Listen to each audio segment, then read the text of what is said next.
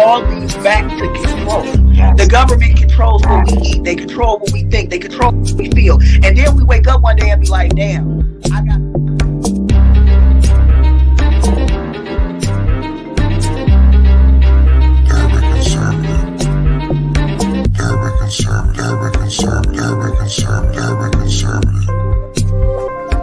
But isn't that American dream? That American dream is... Because there's more people that live that type of fucking American reality.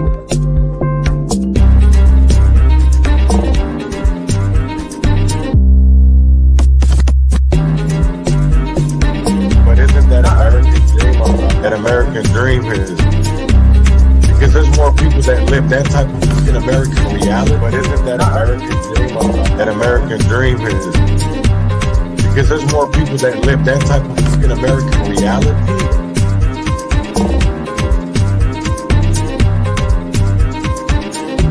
Q9, my futon, hold it up and smoke it. Transgression, a progression of a war we ain't asked for. Transgression, a progression of a war we ain't asked for. It's madness, yo. All the things that we could talk about. Call it. But let's talk about these urban circumstances real quick. And basically, it's we got this. So, revolutionary. Frosty hand. Muhammad is the fame's name, forever stand. Standing on royal fusing of justice for the few, ridiculed by the pale terrorists bent on genocidal obsession, rooted in fear of neglection and abandonment, fueled by nightmares of ancestors' jealous.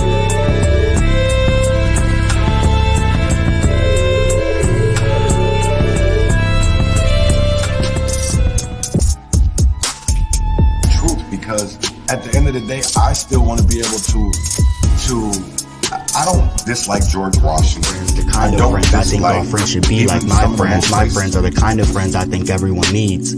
My friends see the things at times I don't see. My friends hate the police.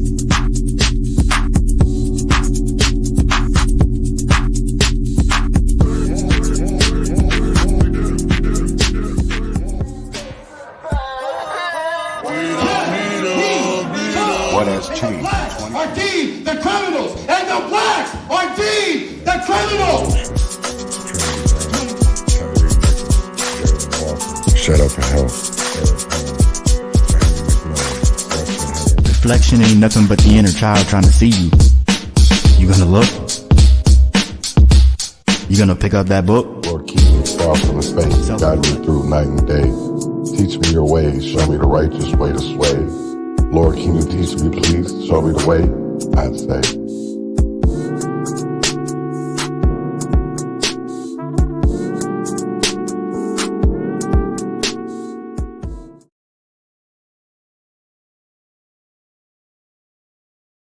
Grand Risings, and welcome back to another season of the Urban Conservative with Chaz Neal. We're excited to have you join us on this journey of thoughtful discourse and community engagement. The Urban Conservative is proudly sponsored by the Leon Block Network, an organization committed to promoting transparency, truth, and accountability in our media landscape.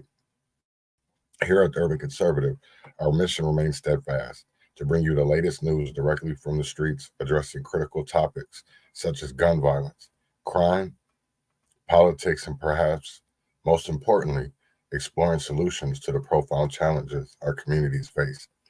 As we embark on this third season, the focus is clear. It's time to actively contribute to the transformation of our communities for the better. How can we achieve this? The answer lies in a multifaceted approach that starts with reconnecting with our core family values. Strengthening our sense of community is paramount, fostering bonds that transcend the barriers that often divide us. Moreover, it involves embracing our foundational roots, recognizing the historical and cultural threads that weave through the fabric of our society. In this season, we're calling for more than words. We seek action. It's a plea to move beyond mere rhetoric and engage in tangible, impactful initiatives that contribute to positive change. The time for empty words has passed. Now more than ever, we need to put our convictions into action. Together, united by a common purpose, we can make a substantial and lasting difference in the well-being of our communities. So join us on this journey as we explore not only the challenges, but also the opportunities for growth and progress. Together, let's turn our shared vision for stronger, safer, and more connected communities into a reality. Thank you for being a part of the Urban Conservative, which has a platform dedicated to fostering change and making a positive impact on the world around us. Shut up and help. As everybody knows, today is the start of Black History Month. And I wanted to this morning to talk about a figure that I don't think maybe a lot of people know about or even heard about. And I'm going to play this little video in its introduction. It's about Henry Box Brown, who was born into slavery in 1815, faced unimaginable separation when his family was sold in 1848. Determined to be free, he shipped himself in a crate in 1849, and during a harrowing 27-hour journey, emerging a free man, Brown became an abolitionist, co-authoring the narrative of Henry Box Brown in 1849. His impact extended with Henry Box Brown's Mirror of Slavery in Panorama in Boston in 1850. Fearing enslavement, Brown moved to England in 1850, continuing to lecture and perform. Returning in 1875 as a magician, he left an indelible mark on American history. Henry Box Brown legacy stands as a symbol of resilience and the fight for freedom.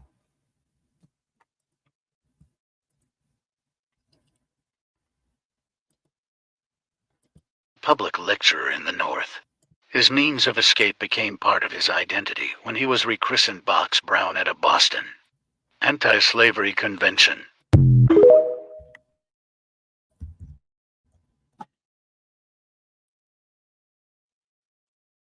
The story of Henry Box Brown's escape after a grueling 27-hour voyage from Richmond to Philadelphia as a public lecturer in the North. His means of escape became part of his identity when he was rechristened Box Brown at a Boston anti-slavery convention. So that was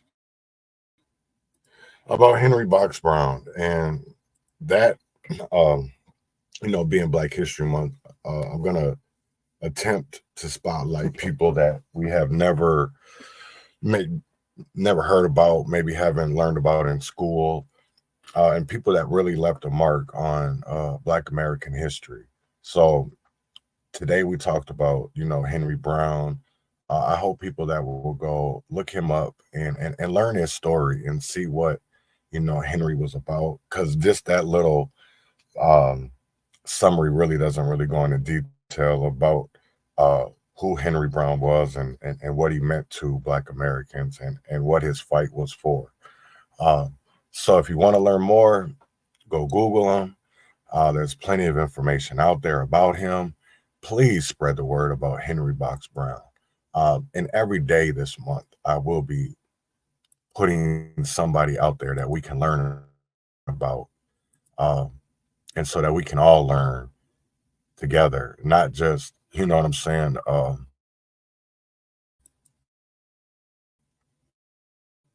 being, it's time that we start sharing and caring for our own people. And that means educating each other. That means looking out, calling each other out when we are, doing wrong. And I was supposed to get anywhere. And that brings us to today. This morning, I will be discussing Brooklyn Center, something that needs to be talked about. And I named this episode "Silent Votes and Broken Compromises," unraveling the Brooklyn Center traffic stop decision, because that was something that has been in the making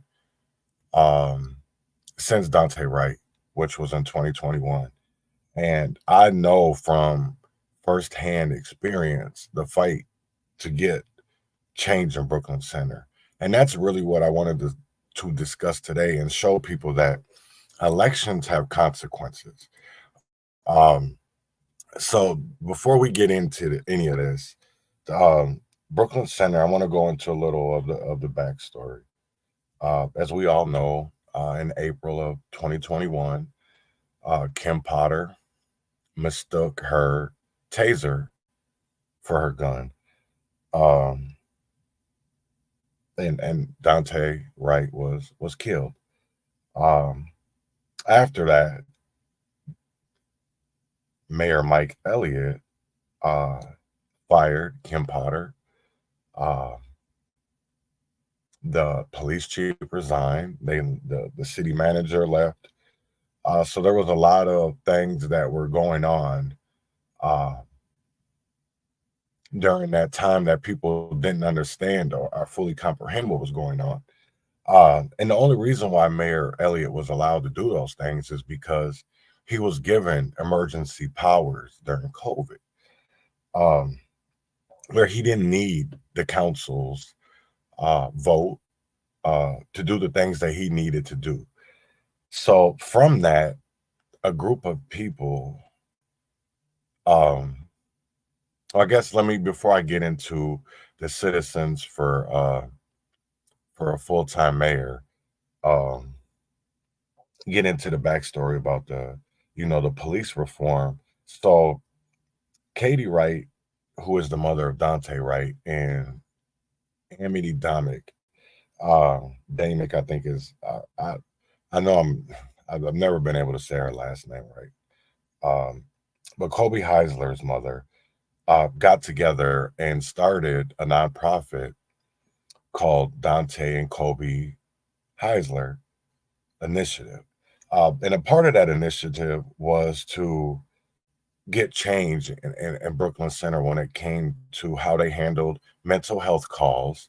If people don't know Kobe Heisler's story, please go learn and research that, because Kim Potter also played a part in the death of Kobe Heisler. And it's still today, you have officers in Brooklyn Center that were a part of that and are still working.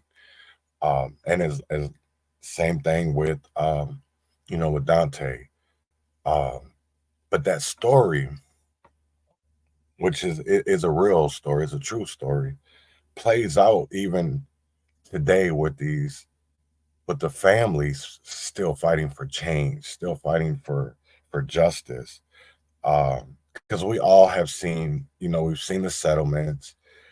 We've seen, Kim Potter only get sentenced to 24 months, and now she's off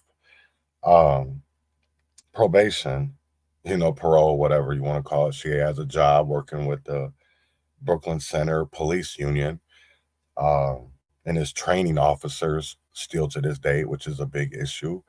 Now I want to get into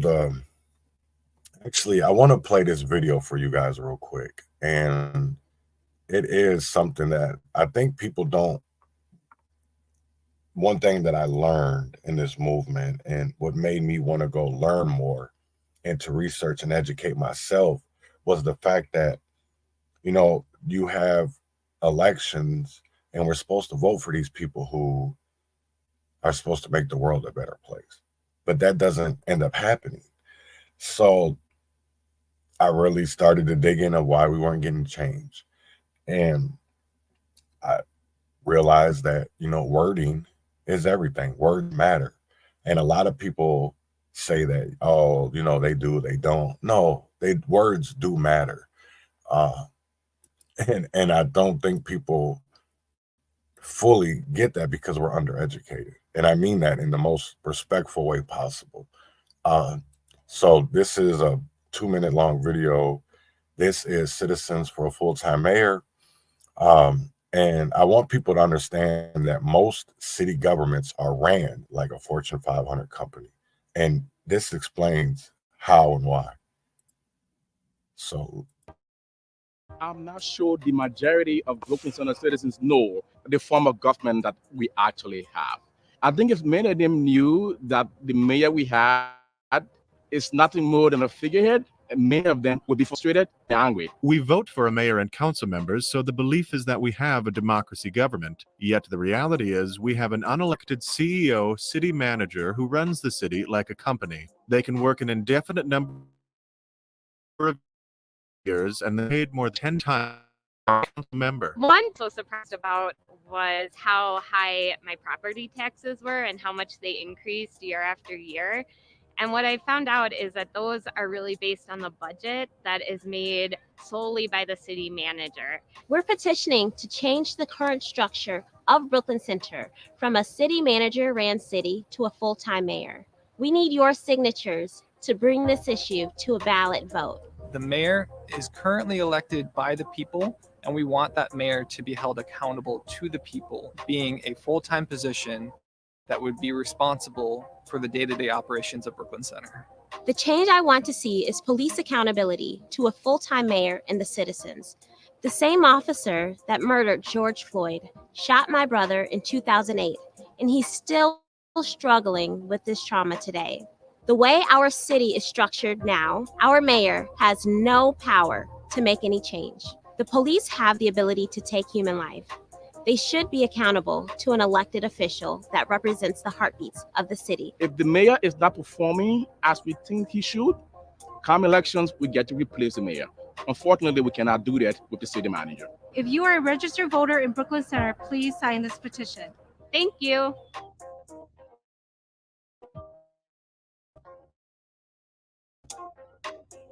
Oh, I was a part of that group.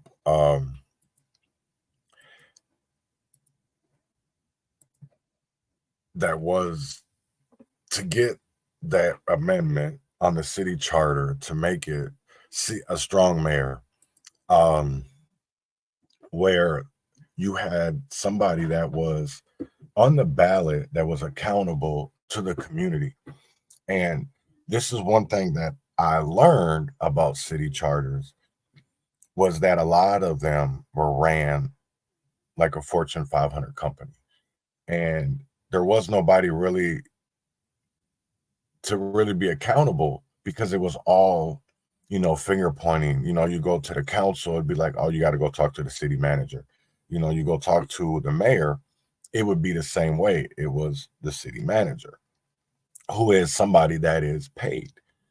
Well, not so much paid, but is an employee, and doesn't have, per se a boss, because most city managers don't even live in that community. Just like with Brooklyn Center, Reggie Edwards does not live in Brooklyn Center. He lives in Mankato. Or just like with Red Wing, Kay Coleman didn't live in Red Wing. She lived in Wisconsin. And it was crazy to me to see how much these people make in the decisions that they got to do without actually having to go speak to the people in the community, like you heard in the video, like of raising taxes, just little small things, because all it was to benefit not the people, but to benefit a system, right? And I want people to understand that. And when I talk about a system, I'm talking about a police state. I'm talking about corporations that are literally, because what I'm going to show you is the people that literally voted no to pass legislation, city legislation, ordinances that would make it more safer for the community and for law enforcement. They chose not to because law enforcement wouldn't be able to do the things that they would be able to do. Let's say like stop and frisk, pulling somebody over for a broken tail light, or which leads to something stupid, or just like with Daunte's situation where the air freshener, police wouldn't be able to pull over people for those type of reasons. And it would lead into deadly situations where they don't need to be deadly. And the same thing when it comes to, mental health. There was things in there, not so much that I think that it was like a big one, because I think in the realm of things, it's more to the long game. Let's take these couple inches, because at the end of the day, we're taking steps backwards, and that's what I really want to talk about. And I got another video, and then I'm going to talk about Christian Lawrence Anderson, Dan Jerzak, and what's the hell's her name? Cragness, Tonya Cragness. So I'm gonna play this video real quick. It's about 4 minutes long. Is it muted? Yep. Chaz Neal. I want to read a part of your city charter. It said Brooklyn Center in the county of Hennepin in the state of Minnesota shall, upon taking effect of this charter, contain a municipal corporation under the name and style of the city of Brooklyn Center with the same boundaries as now are hereafter may be established. I want to read off some definitions. Corporation definition is a company or group of people authorized to act as a single entity, legally a person recognized as such in law. Entity definition is a thing with distinct and independent existence. The independent definition is free from outside control, not depending on another's authority. Municipal definition is relating to a city or town or its governing body. When I read Brooklyn Center's city charter, I don't read American democracy. What I read is a business, because the way that the city charter is written, I would think that the city is a business and not a government entity. American democracy calls for we the people, like the preamble states in the American Constitution, which gives us freedom to enjoy the established America's national government and fundamental laws and guaranteed basic rights for its citizens. This charter amendment, as written, takes away Brooklyn Center's residents its simple basic right to vote for who has control of their city. And as I sit here and I think about this, and I've thought about it for a while, because not a lot of people know about city charters. That's one thing. I took a 3-week class to learn about city charter, because a lot of things that control our city is you can't do anything without looking at that city charter. And Councilmember Anderson makes a very valid point, and it's not just for Brooklyn Center, it's for all over America. These city charters are years and years and years old. Why should a city be ran like a corporation? This is not a 500 company, because if it was, Brooklyn Center would be bankrupt. I grew up in this neighborhood. I grew up in Brooklyn Center, North Minneapolis. And to see that the way it is now is sad, because where the DOJ building is, the federal, there used to be a hotel. Anybody remember that? There was a hotel there. A lot of homeless people stayed there. That's gone. There's no community centers. That's gone. The mall's gone. You have empty businesses. Gone. We're in despair. And instead of trying to unite, we're up here arguing about stupid things. Instead of trying to unite and come to a common ground, we fight over stupidity things, over comprehension, wordplay, instead of facing what's really the main problem. How many of you guys have actually been over in the transit center? How many? Because I go over there daily. How many people go to Pappy's? How many people go over to Winners and stop the youth from buying cigarettes? That's what this is about. This is about American democracy, us, we the people. If this charter amendment goes through, that takes away everything that America was built on. We the people, regardless of however I may see how that we the people was originally written, that we the day means everybody. So let's mean everybody and not put it on one single person that potentially could not even live here in Brooklyn Center as we have now with our city manager who doesn't live here. No business interest. Is that the type of things that we want in our community, for somebody to come in here and control it who has no interest in Brooklyn Center? Thank you.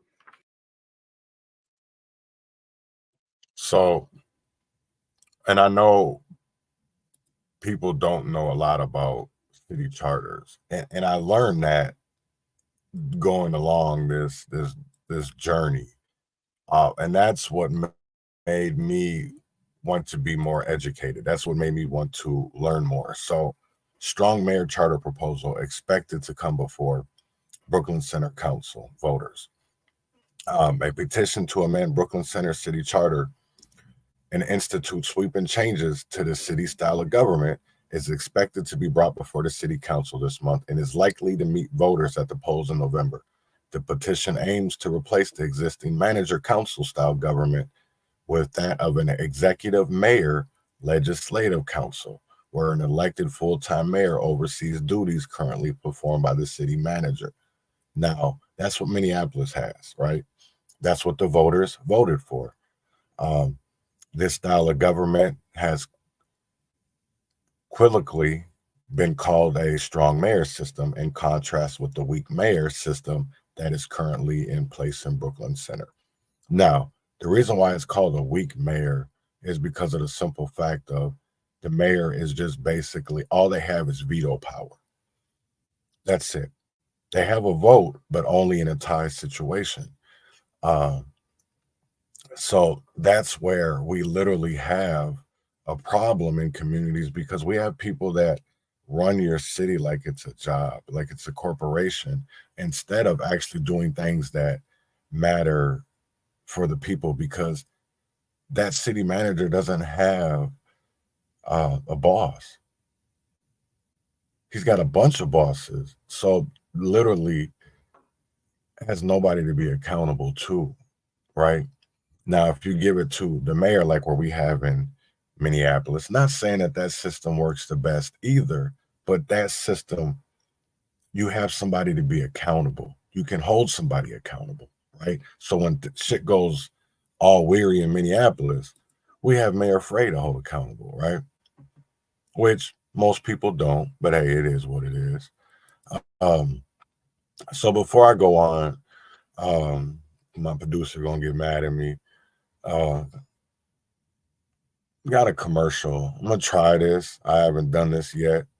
So this is about a couple minutes long, and I'm just gonna take a little commercial break real quick. So we'll be right back.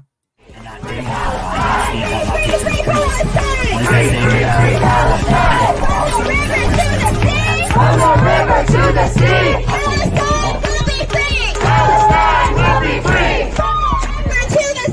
From the river to the sea.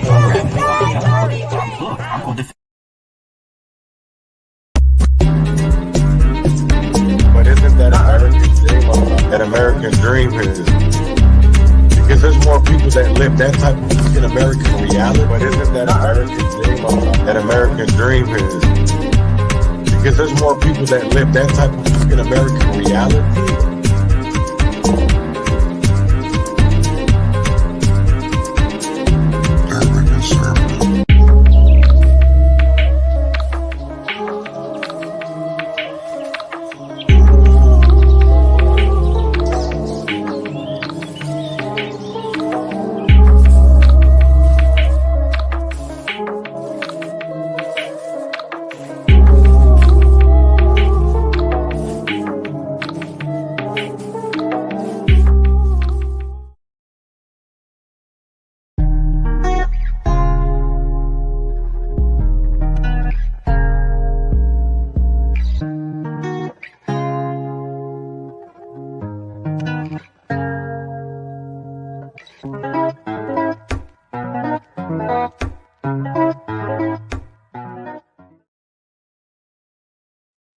So hey, we back. I want to continue reading on, talk about the Brooklyn Center Charter Amendment. And so the Brooklyn Center Charter Commission initially balked at moving the citizen-led petition forward on July 20th. according to unapproved meeting minutes. However, under the impeding threat of a legal challenge in court, the Brooklyn Center Charter Commission voted unanimously to forward the petition to the City Council on July 26th. Now, this is what I wanted to talk about because, see, they thought we were stupid, right? Because when there is things in place, laws, right, that you have to go. Yeah, so there's statutes, there's a process, right? And then when you do it by the people, the Charter Commission is just there to look over it and pass it on to the City Council. Not even really the City Council can do anything either, but vote for it and give it to the people, right? But there was so many backdoor moves being made during this whole time that I really didn't see the moves. I didn't see the plays being played. And as somebody that really couldn't be out on the forefront of this, because I did have people that were helping me. And honestly, if it wasn't for people in Red Wing, like Kent Logan, that really pushed me to and helped me learn about, city charters and the Constitution, especially when it came to the Minnesota Constitution and it came to the American Constitution. And then even when it came down to city charters, so that I could understand and learn of how the system plays itself, right? Or how the system plays out. Because for the simple fact of a lot of it has to do with wordplay. And that thing is, you can't change anything in a city when it comes to zoning, when it comes to the type of area, like for businesses or housing, that all goes back to the charter. So if you don't know your charter, right, it's like a playbook. I can't really say a script, but that literally is like the Bible of your city, just like how we have a Bible for church and how the Bible says of how we should live our lives. It's the same exact way of the charter. Everything in there, and a lot of that's why I said, even back in 2022, speaking of Brooklyn Center City Council, was that all of these, and even there's so many people that agree with me.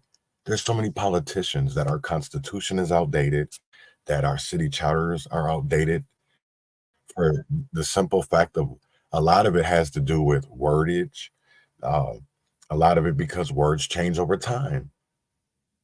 They change. How many times have we talked about on the Urban Conservative coding? How many times have we talked about color coding? And how many times that Black people have been changed from Negro to colored to BIPOC to person of color to African American? We've been called Negro. We've been called so many different things. And if you look at the legislation that has been written over time, you can see it in broad daylight. And what's that when you're driving in, you can't see it dark, the brights. It's right there. But because we're undereducated and don't understand the codes, because if we understood the codes, we would understand the redlining, we would understand the gentrification and all the covenants. But because yet again, and I can't even say we're undereducated. It's the fact that they didn't want us to learn these things. I'm going to stop saying undereducated, because that I feel kind of disrespected when I say that. And even just to saying it myself, because I can't even say I'm undereducated, because it's the fact that these are things they didn't want me to learn. These are things that they didn't want us to learn as people. It's even about Henry Box Brown or C.J. Madam Walker. Millionaires are people that stood up for themselves and didn't have the 1865 Civil Rights Act or 1965 Civil Rights Act, my bad. Didn't have the Emancipation Proclamation, and still were successful. They didn't have affirmative action. They didn't have equal rights, opportunities, employment. They didn't have none of that. What they had was self-determination. What they had was to be self-sufficient and didn't care what they did is they looked at fear and they faced it. They faced it. They faced it and they rose, right? Because you got two choices when it comes to fear. You can either face it or you can run from it. You can rise or you can run. What are you going to do? Most people run from it. And that's why we don't have a lot of truth tellers, because they run from it because they're fearful of it. They're afraid of it. Right? They're afraid. Because that's what I hear when I go out here and I speak to people, right? When we're talking about politics, that's what scared Brooklyn Center, right? They were scared of something because they didn't understand it. And what happens when people don't understand it? They get scared. They get scared. And I'll tell you right now, I still stand to this, right? And I was saying this in the last election for Brooklyn Center. I said, if y'all do not get these people out of office or you allow them into office, Brooklyn Center will never be the same. And they allowed a police officer to get on their city council. They allowed people that were, that were literally, their donations were found to be illegal because they were coming back to be from corporations and from the police department, and still got voted in. And now we see why the police changes didn't happen, right? And why the mayor can't say shit.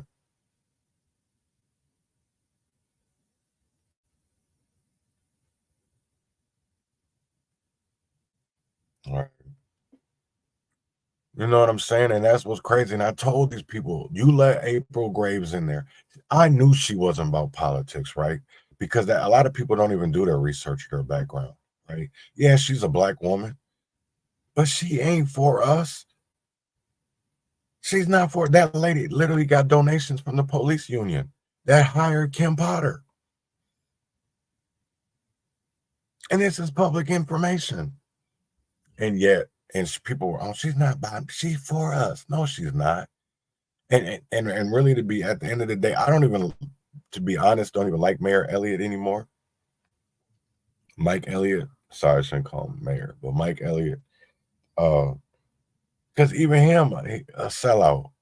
Because he really wasn't for the people either. And I noticed that because once he got out of power, really didn't want to step up and try to do the right thing, didn't want to fight back against the system, because then now there was nothing to protect him. He was literally, when he got on the outs, right? So I don't want people sitting there telling me that, oh, we got to vote for this person because they're a Democrat. No, that shit don't matter. That shit don't matter if they're a Democrat or not. That shit does not matter, because we see it every day.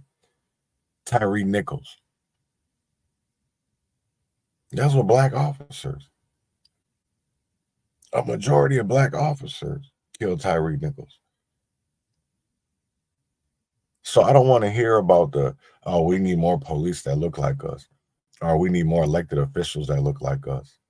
We already got that, and that ain't helping shit. We got the black church. But because of the FBI, faith-based initiatives, their hands are tied, right? Because they can't do nothing more.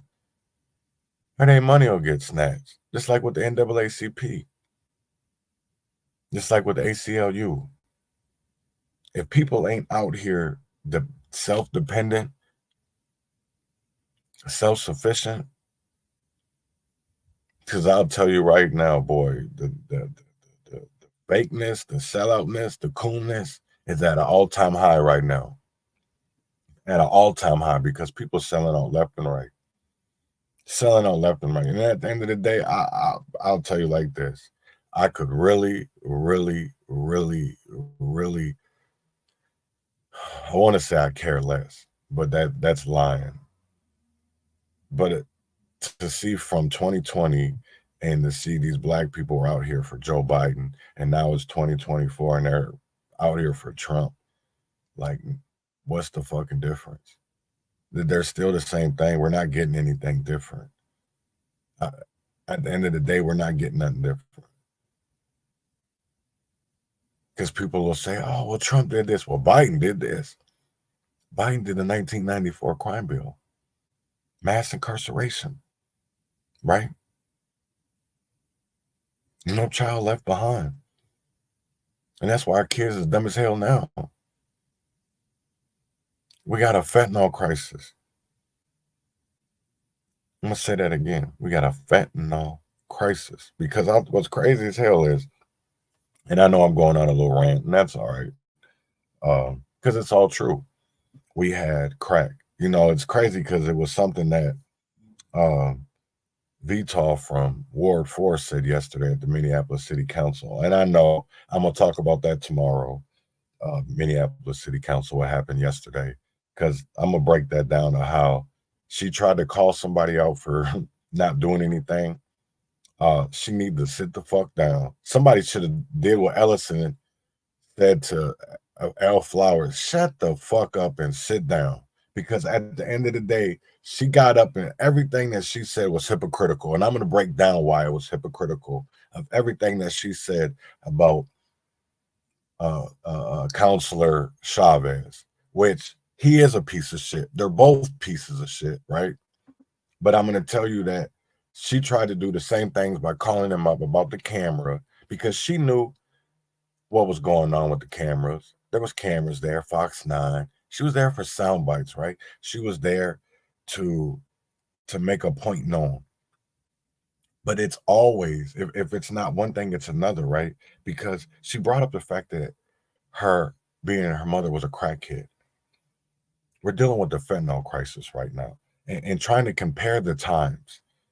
Because I'll tell you right now, me being 46, I lived through the crack era. I lived through the meth era. And now we get into the fentanyl crisis, right? Because I'll tell you right now, I thought crack was bad. Then came meth, and I was like, oh, I don't know why people do that shit. And then the fentanyl. This shit killing more people than crack, heroin,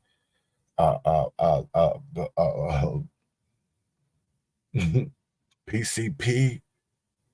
This shit killing people left and right. And what's crazy is it's killing our kids for the simple fact it looks like medicine that they're prescribed.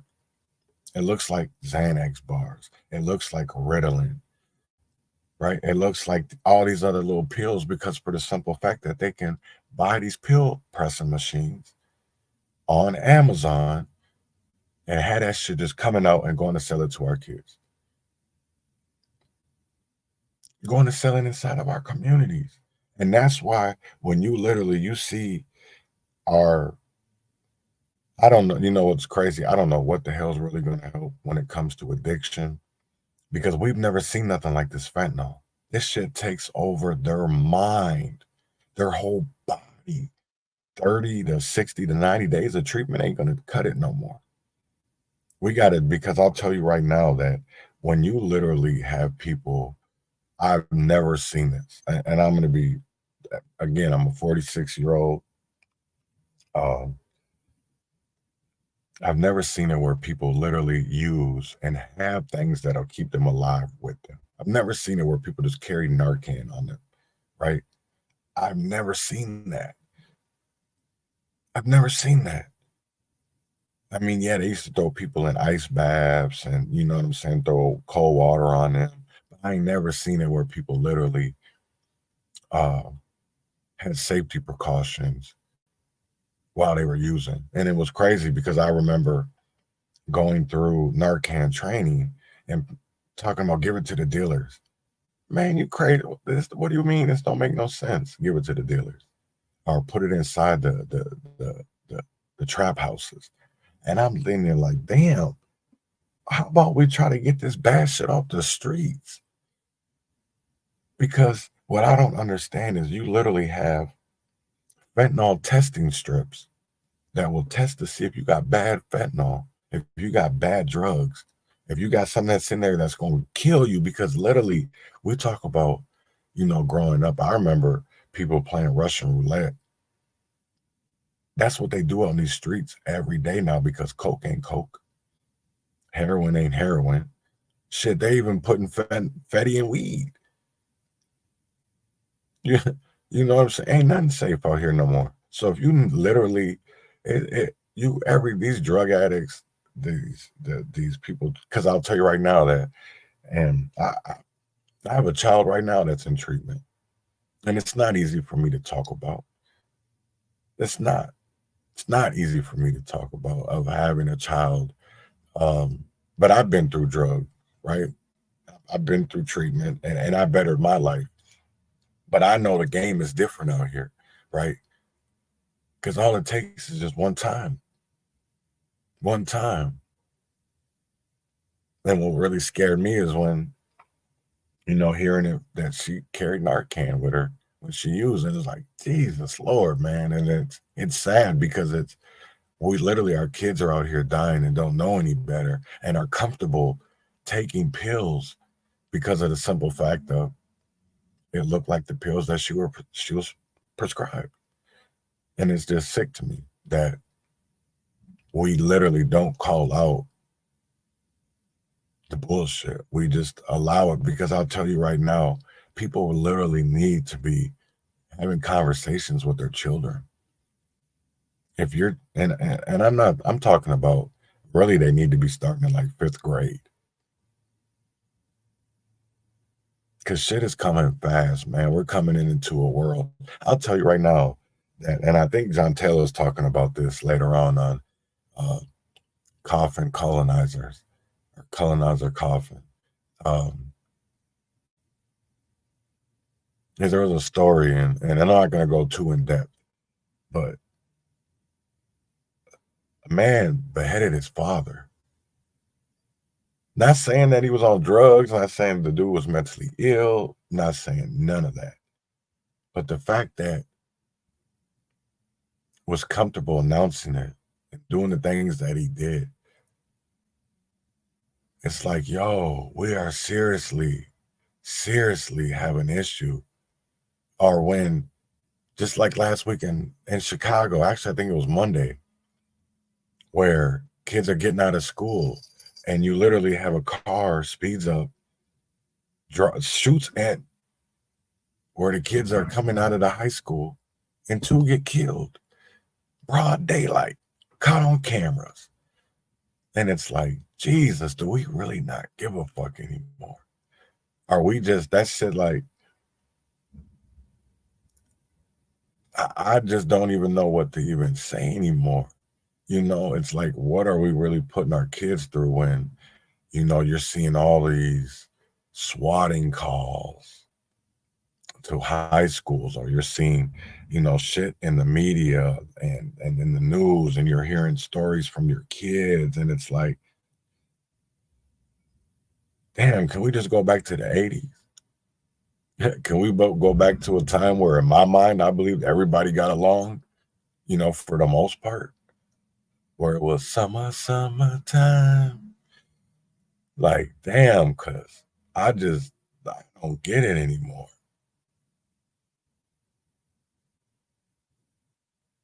I really don't.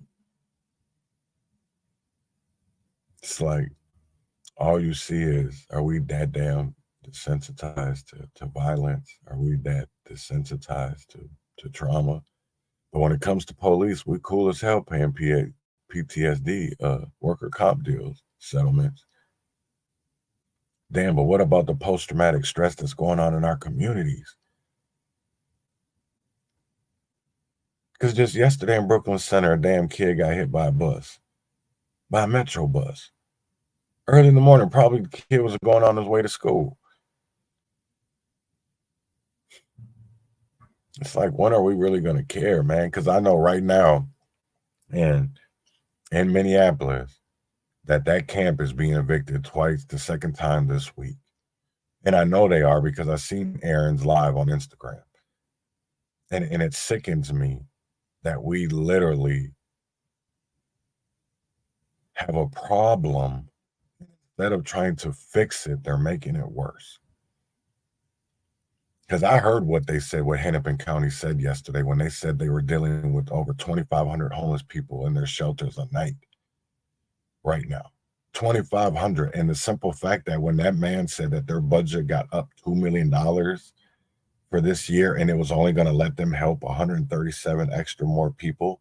I said, wait a minute. So you mean to tell me that $2 million is only going to help 137 people? Where the fuck is that money going and where they living at? Like, god damn, that's crazy as hell. So $2 million, and it's only going to help, because I'll tell you right now that if people got to look at these budgets, right? You have to look at these budgets, because I'll tell you right now, if you look up the homeless budgets, right, how they deal with homelessness in large city areas, you're going to see at least anywhere between 20 to a 30% inflation of that budget since 2019, right? Since I'd say 2020. Let's go 2020. Because they've had, I didn't even know that Hennepin County literally spends $15 million a year fighting homelessness, and there's people, I don't get it. I didn't even know St. Paul. I just read an article this morning about St. Paul and how they have over 25 homeless encampments. But see, they're not all big. They're not big like the ones in Minneapolis that you hear about. And honestly, those ones are getting smaller because you're not hearing about them so much either. You only hear about the big ones like Camp Nioski, which needs to be talked about. But one thing, and this is the one thing that bothers me, is because they do consider that a healing camp, right? And I agree with that. I'll go with that. We'll call it a healing camp.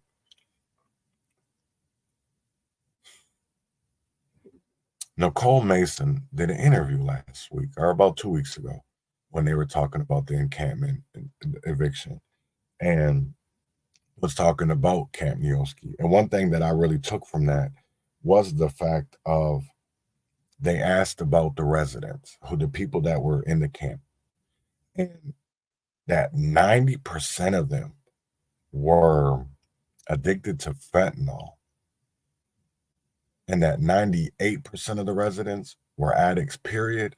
I was, how the hell do you change that? Because like, that's a ticking time bomb.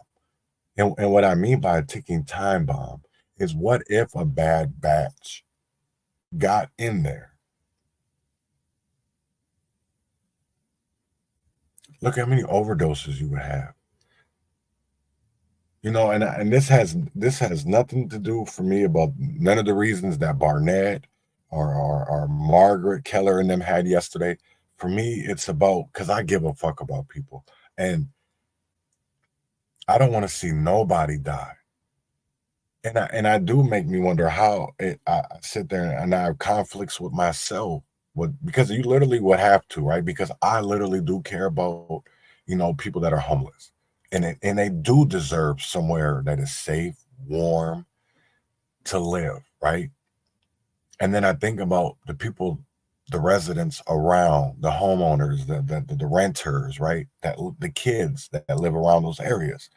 Now, don't they deserve the same thing that we want for people that are homeless, right? So how do we get a compromise between the two of making sure that everybody is safe, that everybody is heard, right? Because on one side of it, I get it. You have people that go to work. They you have kids that go to school. They just want to have a safe environment to play in, and they don't have that. I'm not saying it's because of the people that are homeless either. I'm not going to put that on that. It's on the fact that you have officials, you have a city that right now is under turmoil, and it's not just Minneapolis, because it's Chicago. I'll tell you right now, I can't believe it, how many places that I'm seeing right now that literally in Detroit, Denver, Chicago, New York, those are the four major ones I've seen, cities right now that I've seen where migrants are staying in airport terminals, right? We've seen it in New York where the migrants have been living in sheltering schools. We've seen it where police departments. We've seen them being bussed in the middle of the night. We've seen them taking planes in the middle of the night. And it's like, why go through all that secret shady ass shitness and just put it there in front of us? Because I can guarantee it, if you look at the homeless population in Minneapolis in 2020 and you look at it now and be like, damn, where are all these people coming from? Because they're not all Hennepin County residents. They're not all Minnesotans, right? Because I'll tell you right now, when I started to look into numbers, is when there was an uptick in school registrations. See, and that happened, that really started to happen in August, September, and October. Last year, there was a lot of new registrations into schools. And that's public information. People can look that up. Go look at the Minnesota Department of Education. That is all on their website. When you look at the new registrations, right? And then we wonder why the school lunch thing program, free lunches and free breakfast, they spent more than what they thought, because they didn't know they were understand that they were going to get all of these migrants, right? They probably did though, because they definitely wrote up legislation for them. And then you got the Office of New Americans. You have the Cities for Action. So I really want people to understand that. I want to give a shout out to the city of Chicago yesterday. Passed a resolution calling for a ceasefire in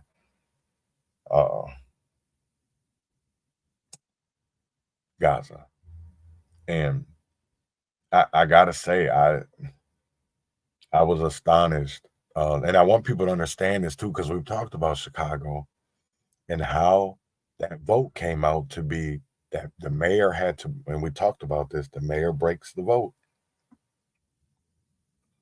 And what happened? You had Democrats voting. So you had, come on now, but they're supposed to be to do the right thing. It should have never had to even get to where the mayor had to break a tie, because it should have been unanimous. That's where it really made me realize that everybody doesn't have the same agendas that we have, because my agenda is for all. My agenda is to love thy brother, to love thy sister, and to live in harmony and peace, and so that we're all prosperous, that we're all living blissfully. But I see we ain't gonna get there, and that's why I focus on black and black first. And it pisses me off when I see people that are supposed to be Black Americans and you're uplifting these African Americans, people that don't have the same struggle as us, but all because of the simple fact of for fucking money. And that's what you're gonna see a lot this month, Black History Month. Because I've already seen it, the events. Most of these motherfuckers only been in the country a couple of years, or even been a citizen for a couple of years. Because that's what I will not be doing shit in Rochester, Minnesota, beyond going to do things with my kids. Beyond that, I ain't doing shit in Rochester, Minnesota, because Rochester, Minnesota, the Black community in Rochester, Minnesota really showed me who they are and what they're for, because they're not for us. And that shit pisses me the fuck off, that literally you have people that say they're Black, but will uplift African Americans instead of lifting up their own. And that really irritates the hell out of me. Or even just uplift white people, because you literally have, it's Black History Month, and you got people like the DEI lady. I forget her name because I was supposed to talk about this a week ago. And but yeah, literally these people aren't even from here. She literally became a U.S. citizen 2 years ago. 2 years ago became a U.S. citizen. So how the hell is she supposed to know about the Black struggle? Please tell me. She can't. She a new American. And that's why they got the Office of New Americans. So, but like I said, today is February 1st. It is Black History Month. Also, you got Valentine's Day coming up, which is You should love on your wife every day. You should love on your spouse every day. Don't love on her just because it's Valentine's Day. Let's be different this year and say fuck Valentine's Day, because it is a capitalist holiday, right? It is about capitalism, and we're not about capitalism. We don't support capitalism over here. But love on your significant other every day, right? Don't matter, because love has no color, right? Love knows no color. Love knows no bounds. And with that being said, man, I'm going to get up out of here today. Tomorrow, definitely we'll be talking about Minneapolis, talking about what happened, transpired in the city council meeting between Chavez and VTOL Ward members 4 and 9. Also, we'll be talking about the eviction this morning that is happening currently right now as well. So if you are in the Minneapolis area, please reach out. You can reach out to Cam Nioski on Twitter, or if you are on Instagram, look up DJ Ads, I think it is, which is Aaron Johnson. People need to stay informed. We need to start protecting thy neighbor, regardless of race, regardless of sex, regardless of creed. We need to love thy neighbor. We need to love each other. So win or fail, freedom or jail, heaven or hell, wish me well. Y'all have a great Thursday. And I will see you back tomorrow morning, same time, same place. Be here, be square. Urban Conservative.